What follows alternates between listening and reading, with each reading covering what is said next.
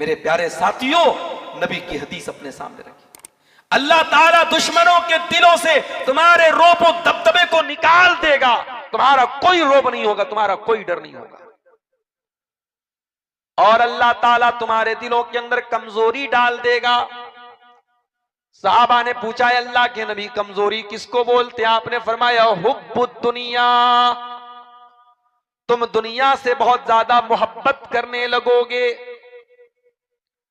व कराहियतुल मौत, और मौत से तुम नफरत करने लगोगे। अब यहां पे एक सवाल पैदा होता है, क्या दुनिया से मोहब्बत नहीं करनी चाहिए? देखो, एक होती है दुनिया से नेचुरल मोहब्बत। अगर कोई मौलाना साहब बोले मुझे पैसे से मोहब्बत नहीं है, गलत बोल रहे हैं। कोई नमाजी आदमी, परहेजगार आदमी, मुत्तकी आदमी बोले कि नहीं भाई मुझे माल से कोई मोहब्बत नहीं, झूठ बोल रहा है। क्यों? इसलिए कि एक नेचुरल मोहब्बत तो माल की सबके दिल में है, और ये कुरान कह रहा है, वइन्नहु लिहुब्बिल खैरि लशदीद, इंसान माल की मोहब्बत में बहुत सख्त है। इंसान के दिल में माल की बहुत ज्यादा मोहब्बत है।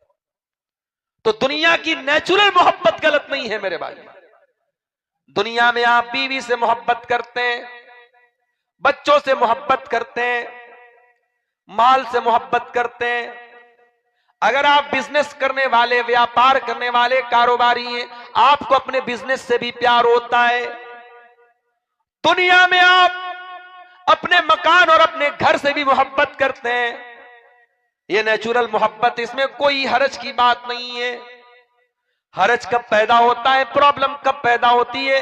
जब आप दुनिया से इतना ज्यादा मोहब्बत करने लगे कि अल्लाह को भूल जाए। दुनिया से इतनी मोहब्बत आपको हो जाए कि आप आखिरत को भूल जाए। तब अल्लाह कुरान में कहता है, बल तुसिरूनल हयातद दुनिया वल आखिरतु खैरुन व अबका। मेरे बंदो, तुम दुनिया से इतनी मोहब्बत करते हो और आखिरत की कोई तैयारी नहीं करते। सर्दी का मौसम आ गया, जगह जगह आप देखेंगे सड़कों के ऊपर आग जल रही है। गर्मी का मौसम आता है, लोग अपने अपने घरों में एसी लगवाते हैं। ट्रेन में भी एसी का सफर हो रहा है, कार के अंदर भी एसी चल रही है। हम दुनिया के छोटे मोटे सफर के लिए गर्मी का इंतजाम करते हैं, सर्दी का इंतजाम करते हैं। मेरे प्यारे साथियों, कभी आपने अपने सफर आखिरत के बारे में भी सोचा है? एक दिन आएगा जब अल्लाह ताला हमें और आपको मौत से हमकनार कर देगा, और हम नहीं जानते वो मौत कब आएगी। उत्तर प्रदेश में हमारे एक बहुत अच्छे साथी थे, डॉक्टर फरीद अहमद सलफी, हमारे यूपी के रहने वाले थे। हमारे जामिया सल्फिया, जहां से हमने तालीम हासिल की, हमसे 1-2 साल वो सीनियर थे। बहुत अच्छे इंसान थे, बहुत अच्छे इंसान, आलिम भी हैं और समाज की सेवा भी कर रहे हैं। और जिस इदारे से उन्होंने तालीम हासिल की थी, इतनी मोहब्बत करते थे उस इदारे से, उन्होंने स्कूल बनाया तो स्कूल का नाम सल्फिया स्कूल रखा। फिर उन्होंने अपने गांव में हॉस्पिटल बनाया, हॉस्पिटल का नाम भी उन्होंने सल्फिया हॉस्पिटल रखा। जामिया सल्फिया से उन्होंने तालीम हासिल की थी, तो अपने स्कूल का, अपने हॉस्पिटल का नाम उन्होंने अपने इदारे के नाम पे रखा। कभी कोई मरीज आ गया, कोई परेशान हाल आ गया, कोई पुलिस केस आ गया, फौरन उसकी मदद करते थे बेचारे। कैंसर की बीमारी हो गई, अल्लाह को प्यारे हो गए, अभी 2 दिन पहले उनका इंतकाल हुआ। हम नहीं जानते मेरे भाइयों कौन सी बीमारी कब आएगी हमें। अभी हमारे ड्राइवर साहब जो पटना से आए, वो बताने लगे, सीवान के अंदर एक मुसलमान भाई, उसकी 2 लड़कियां पढ़ती हैं पटना के अंदर, बीएससी कर रही थी लड़कियां। अच्छा खासा बाप कमा रहा है, बच्चियों को पढ़ा रहा है पटना के अंदर, अच्छी उनकी फीस भर रहा है। बाप का लीवर के अंदर कोई इंफेक्शन हो गया, बाप बीमार पड़ गया, दवा इलाज में पूरे जमीन जायदाद बिक गई। आज बेचारी जवान लड़कियां परेशान हैं। वो रिक्वेस्ट कर रही, हमारे ड्राइवर साहब से कह रही थी कि कोई जॉब हो, कोई नौकरी हो, हमें बता दीजिए, हम पटना के अंदर नौकरी करेंगे। एक मुसलमान लड़की नौकरी करने के लिए दर दर की ठोकर खा रही है। मेरे प्यारे साथियों, बीमारी, मौत आपसे पूछ करके नहीं आएगी। हम कितने बड़े नादान हैं, छोटा मोटा सफर करना होता हम तैयारी करते हैं। हमें 400 किलोमीटर पटना से 450 किलोमीटर आपके मालदार पाड़ा आना है, हमने गाड़ी के अंदर पेट्रोल डलवाया, सीएनजी डलवाया कि नहीं साहब हमें लंबे सफर पे जाना है, रास्ते में पेट्रोल पंप मिले न मिले। हम ट्रेन पे चढ़ते टिकट लेकर के चढ़ते कि नहीं साहब टीटी आएगा क्या जवाब देंगे, हमें टिकट लेकर के चढ़ना है। एक सफर वो है जो हमें आखिरत का सफर करना है, और वो सफर कभी भी करना पड़ सकता है। हो सकता है रात में तकरीर सुन के गए, कल सफर वो करना पड़े।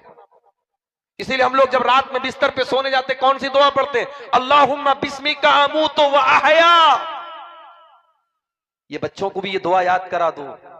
जिस तरीके से बच्चों को वीडियो दिखाने का ढंग बताते हो, बच्चे दिन रात वीडियो देखते ना, दुआएं भी सिखाओ मेरी माओ। बच्चों को मोबाइल आपने थमा करके जो बिगाड़ा है इस कौम को, इस नस्ल को, इसका भी जवाब आपको देना पड़ेगा। मां कहती है मौलवी साहब हमारा बच्चा बगैर मोबाइल के खाना नहीं खाता। तूने क्यों आदत डलवाई उसकी मोबाइल की? तूने क्यों मजबूर बनाया कि जब वो मोबाइल देगी तब वो खाना खाएगा? ये माएं और ये बाप, इनकी कमजोरी है कि वो बच्चों को मोबाइल का इतना आदी। मैं ये नहीं कहता मोबाइल आप बिल्कुल मना कर दे, पाबंदी लगा दे, लेकिन आज ये मोबाइल हमारे बच्चों को खराब कर रहा है। रात में बिस्तर पे सोने जाओ, दुआ पढ़ो अल्लाहुम्मा बिस्मिका अमूतु व अहया। ऐ अल्लाह मैं तेरे नाम से मरता हूं, तेरे नाम से जीता हूं। ऐ अल्लाह मैं तो भी मरने नहीं जा रहा हूं, मैं तो सोने जा रहा हूं। अल्लाह ताला ने ये दुआ हमें क्यों पढ़ने का हुक्म दिया? नबी ने ये दुआ हमें क्यों सिखाई? क्योंकि जब हम बिस्तर पे सोने जाते हैं उतनी देर के लिए हम समझो बेहोश हो जाते हैं। भाई इंसान नींद में कहां कहां चला जाता है। वो लेटा हुआ है मालदार पाड़ा में और नींद में वो कलकत्ता की सैर कर रहा है, ख्वाब में, होश में नहीं है, वो अलग दुनिया में है। सुबह उसकी नींद खुली तो वो देख रहा है मैं तो बिस्तर पे हूं, मैं तो सपने में जो है कलकत्ता में था, शौकत अली स्ट्रीट पे घूम रहा था, मैं कहां आ गया? अपने बेडरूम में आ गया। ख्वाब एक अलग दुनिया होती है, नींद एक अलग दुनिया होती है। तो एक तरीके से जब आप बिस्तर पे सोते हैं 6 घंटे के लिए, 7 घंटे के लिए आप सोते हैं, उतनी देर के लिए आपकी रूह अल्लाह ताला कब्ज कर लेता है। लेकिन सुबह उठने के टाइम वो रूह वापस आ जाती है। लेकिन एक दिन ऐसा आएगा आपकी रूह फरिश्ता निकालेगा, लेकिन वो रूह दोबारा आपकी बॉडी में नहीं डाली जाएगी। आप मर जाएंगे, आप अल्लाह को प्यारे हो जाएंगे। आप जितनी भी दौलत वाले बन जाएं, जितनी बड़ी बिल्डिंग बना ले, जितने पावरफुल बन जाएं, मौत का फरिश्ता आपसे पूछ करके नहीं आएगा, आपसे अपॉइंटमेंट लेकर के नहीं आएगा, आपका पैसा देख करके वो आपको छोड़ नहीं देगा, आपका पावर देख करके आपके साथ कोई रियायत नहीं करेगा। मौत तो अपने टाइम पर आएगी। हत्ता इज़ा जाअ अजलुहुम ला यस्ताखिरून साअतन वला यस्तक़दिमून। मौत आएगी तो एक पल आपको आगे पीछे फुर्सत नहीं मिलेगी। हत्ता इज़ा जाअ अहदहुमुल मौत क़ाल रब्बिरजिऊन। और मौत जब आएगी इंसान कहेगा आय अल्लाह वन मोर चांस, एक मौका और दे दे, एक मौका और दे दे अल्लाह। क्यों मौका मांग रहा है?